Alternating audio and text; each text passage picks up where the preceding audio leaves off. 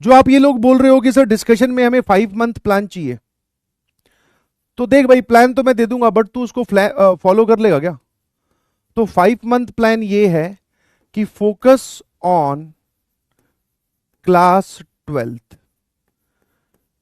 ठीक है, पहले आप क्लास 12th के हर एक चैप्टर को, जैसे ही आपके चैप्टर 2 चैप्टर खत्म हो चुके हैं, मैट्रिसेस चैप्टर डिटर्मिनेंट, इसके आप क्लास नोट्स कंप्लीट कर लो, इसका बैकलॉग नहीं होना चाहिए। उसके बाद में पर चैप्टर आप 50+ PYQs लगा लीजिए। ठीक है, 50+ PYQs पर चैप्टर। 50+ का मतलब कि मिनिमम 50 तो आपको करने ही करने हैं, और एक सीटिंग में नहीं बोल रहा हूं कि एक बार बैठो 50 सवाल करने, उसके लिए 2-3 घंटे लग जाएंगे या 4-5 घंटे भी लग सकते हैं। 50 PYQ आप एक चैप्टर के बोल रहे हो, मतलब सर हम 10 PYQ लेके बैठे एक दिन, फिर किसी और दिन हमने 10 और निकाल लिए, ऐसे करके हर चैप्टर जो जो कंप्लीट होते जाए उनके 50 PYQs आपको मिनिमम सॉल्व करने हैं। अब 50+ का मतलब है कि इससे ज्यादा जितनी तुम्हारी इच्छा हो, या जितना तुम्हें उस चैप्टर में अगर थोड़ा दिक्कत ज्यादा आ रही है तो उसमें ज्यादा PYQ सॉल्व करो। तो अभी आप सिर्फ क्लास 12th पे फोकस करें बेटा। क्लास 12th का हर एक टॉपिक काबू में करने के बाद में इफ यू फील लाइक कि किसी छुट्टी वाले दिन, संडे वाले दिन, जिस दिन आपका टेस्ट नहीं है या फिर आपके पास में आपको दिखेगी टाइम है, तो फिर आप क्लास 11th के चैप्टर्स उठा सकते हैं, बट वो सबसे लास्ट प्रायोरिटी है। उससे पहले प्रायोरिटी है कि आपको क्लास 12th के चैप्टर्स को दुरुस्त करना है। आप मानोगे नहीं कि क्लास 12th के चैप्टर्स से ही मैथमेटिक्स पॉइंट ऑफ व्यू से आपकी बहुत अच्छी परसेंटाइल आ जाएगी। हाँ, और क्लास 12th के चैप्टर्स मैक्सिमम इंडिपेंडेंट है। थोड़ी बहुत चीजें कुछ लगती है, जैसे वीवी कर्व मेथड लग रहा है, उसकी मैं अलग से क्लास 11th की बेसिक या क्लास 11th की डोज करके एक वीडियो है वो डलवा दूंगा, वो देख लेना।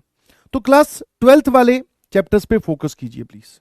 ठीक है, इन चैप्टर्स को छोड़कर, मतलब इनकी तैयारी आधी अधूरी करके अगर आप क्लास 11th वाले चैप्टर्स को उठा रहे हो, उनकी भी तैयारी आधी अधूरी, इनकी भी तैयारी आधी अधूरी, तो आप गड़बड़ कर रहे हो मेरे हिसाब से। क्लास 12th पे फोकस करो मन लगाकर। क्लास 11th के चैप्टर्स की बात हम सिलेबस खत्म होने के बाद में करेंगे, और जब हम करेंगे तो उसको भी डिटेलिंग में करेंगे। ऐसा नहीं है कि उसमें भी एक दिन में एक चैप्टर खत्म हो रहा है, 2 या 3 दिन हम एक चैप्टर को देने वाले हैं, और वहां से भी आपको एक अच्छा खासा कॉन्फिडेंस आ जाएगा जेई मेंस लेवल तक का। और जैसे ही तुम्हारा जेई मेंस का सेशन 1 खत्म होगा, फिर बोर्ड्स पे ध्यान देना।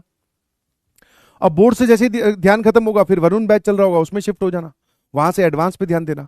तो यही एक फुल फ्लैश स्ट्रेटेजी है। अब कुछ लोग बोलेंगे सर क्या आप हमें मना कर रहे हो कि हमें क्लास 11th पे ध्यान नहीं देना चाहिए? मैं क्या मना नहीं कर रहा हूं।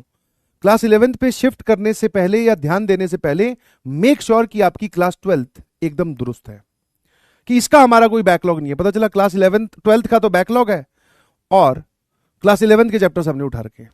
समझ गए? ये मत करिएगा प्लीज। क्या ये बात क्लियर है? सबको क्लियर है? और कॉन्फिडेंस या फिर जो बोलते हैं एक मिनिमम क्राइटेरिया, तो 50+ PYQs और क्लास एग्जाम्पल्स रीअटेम्प्ट करने हैं। अब कुछ लोग बोलेंगे सर PYQs में डिब्बी भी इंक्लूडेड है क्या? हाँ, मैंने आपको डिब्बी दिए हैं, तो आप वो कर लो, क्योंकि उसमें भी मैक्सिमम PYQs ही हैं। डिब्बी प्लस क्लास एग्जाम्पल्स, डिब्बी प्लस क्लास एग्जाम्पल्स, डिब्बी प्लस क्लास एग्जाम्पल्स। ठीक है, हो जाएगा। इस चीज को फॉलो करो और फॉलो करते जाइए प्लीज। आप देखेंगे कि आपको कहीं कोई परेशानी नहीं आने वाली। अभी बैठकर ऐसा लगता है कि हाँ यार मेरी तो क्लास 11th भी बर्बाद है, तो कहीं मैं बर्बाद ही ना हो जाऊं। ठीक है, और कोई भी क्वेश्चन आता है अगर उसमें कोई क्लास 11th का टॉपिक यूज हो भी रहा है, तो ये तो मैं डे 1 से बोल रहा हूं, और आपको वो टॉपिक नहीं भी आता, वैसे तो मैं कोशिश करता हूं कि उसका जो भी कॉन्सेप्ट है वो मैं आपको वहीं पे समझाऊं, बट फिर भी आपको वो चीज नहीं समझ में आई, तो यहां पे बादल बनाकर लिख लो कि भाई ये ट्रिग्नोमेट्री का सवाल है, इसमें P&C लग रही है, इसमें एनसीआर वाला फॉर्मूला लग रहा है, ये लिख लो, ताकि जैसे ही तुम क्लास 11th की रिवीजन स्टार्ट करो इन सवालों पे वापस आ जाना। तुम्हारी कॉपी में ऑलरेडी मेंशन्ड होगा, तो सीधा सीधा उन सवालों को आगे सॉल्व कर देना। क्लियर है? शाबाश, चलिए जी।